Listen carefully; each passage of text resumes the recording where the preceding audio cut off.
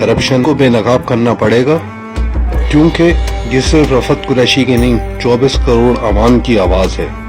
Corruption بے نقاب ضروری ہے۔ ہماری خواتین آپ جیسی ہونی چاہیے، ہر عورت میں طاقت ہے، بس اس کو پہچاننا ہے، اس کو پہچاننا ہے۔ یہ خواب کبھی پورا نہیں ہوگا۔ جب تمہارے دل میں قوم کی خدمت کا جذبہ ہوگا تو سمجھو تم صحیح راستے پر ہو، سمجھو تم صحیح راستے پر ہو۔ اصلی جوہر سب کے سامنے۔ بسم اللہ الرحمن الرحیم، ایاک نعبد و ایاک نستعین۔ میں Rifat Saleem Qureshi, deputy mayor peace Pakistan, world peace ambassador, central president Pak Fauj Zinda Bad movement, social worker, social activist. بات میری نہیں ہوگی، آج ہم عظیم رہنماؤں بلکہ ریئل ہیروز جو پاکستان کے ہیں ان پر بات کریں گے۔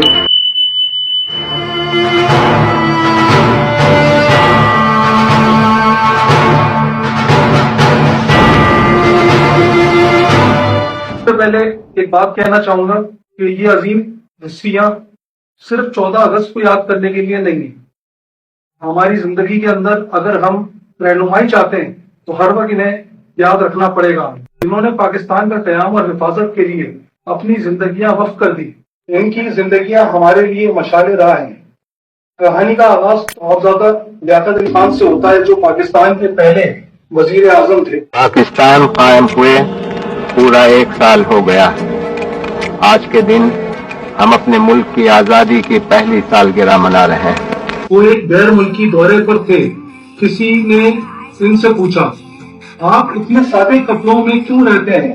لیاقت علی خان نے مسکراتے ہوئے جواب دیا، میرے لوگوں کا پیسہ میری عوام کے لیے ہے، نہ کہ میرے عیش و آرام کے لیے۔ ان کی سادگی اور خدمات کا جذبہ ہمیں آج بھی متاثر کرتا ہے۔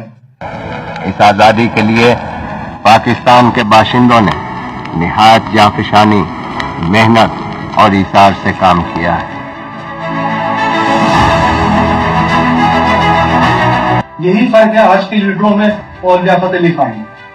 اسی دوران مولانا محمد علی جوہر، جو تحریک اور آزادی کے اہم رہنما تھے، دہلی میں ایک بڑے جلسے سے خطاب کر رہے تھے۔ ان کی آواز میں جوش اور بلبلہ تھا۔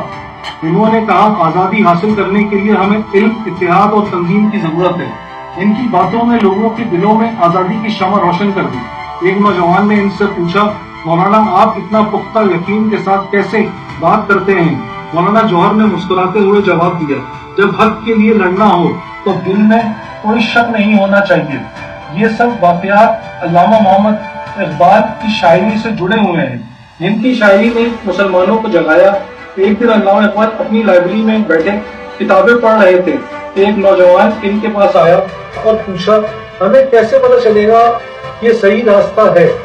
اقبال نے مسکراتے ہوئے جواب دیا، جب تمہارے دل میں قوم کی خدمت کا جذبہ ہوگا تو سمجھو تم صحیح راستے پر ہو۔ ان کی شاعری، نصیحتیں آج بھی ہماری رہنمائی کرتی ہیں۔ جیسے کہ آپ جانتے ہیں، قائد اعظم محمد علی جناح کی قیادت میں پاکستان کی تحریکی آزادی زور پکڑ رہی تھی۔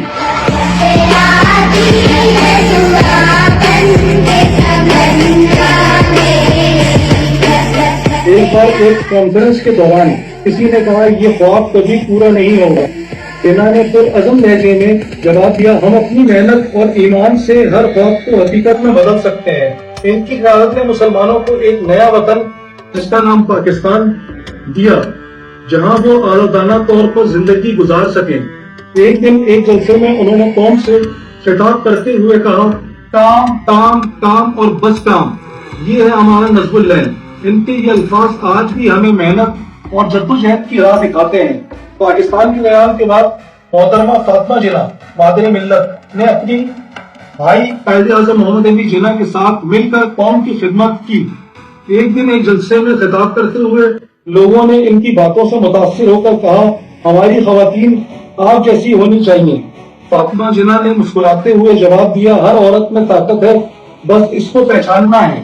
ان کی باتوں پر عورتوں کو اپنی قابلیت کا احساس ہوا۔ اسی طرح ہماری پاک فوج، جس کو ہر وقت سلام ہے،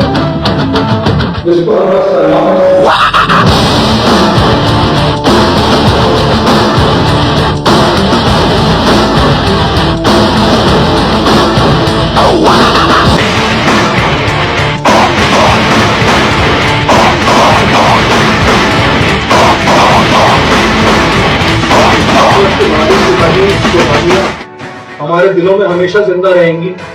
پاک فوج وہ ہے جس کی وجہ سے ہم سکون سے سوتے ہیں۔ پاک فوج کے اندر ایسے جوش بھرے ولولہ انگیز سپاہی ہیں جنہوں نے اپنی جانوں کی قربانیاں دی، اور اس مٹی کے اندر ان کے خون کی خوشبو آج بھی آتی ہے۔ حال ہی میں ابھی ایک واقعہ ہوا جس نے پورے پاکستان کو ہلا دیا، وہ تھا بنوں کا واقعہ۔ آپ سب کو پتہ ہی ہے وہاں کیا ہوا۔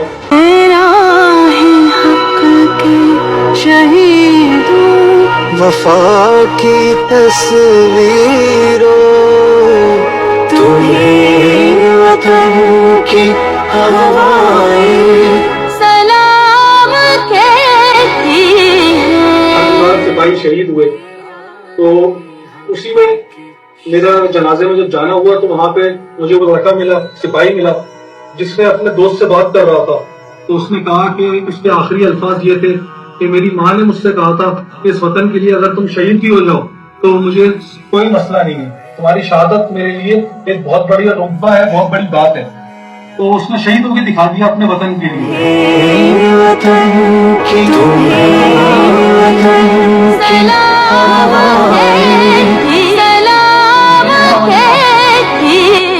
پاک فوج کے لیے اچھا سوچنا چاہیے، ہمیں دوسروں کی باتوں میں نہیں آنا چاہیے۔ ایک سوشل میڈیا پہ پیٹرن چل پڑا ہے، ٹرینڈ چل پڑا ہے کہ ہمیں ہر طرح سے پاک فوج کو گندا کرنا ہے۔ اصل میں یہ باہر کا ٹرینڈ ہے، یورپی لابی ہے، بھارت لابی ہے۔ یہ لوگ چاہتے ہیں کہ ہم اپنی فوج کو نیچا دکھائیں، مگر انشاءاللہ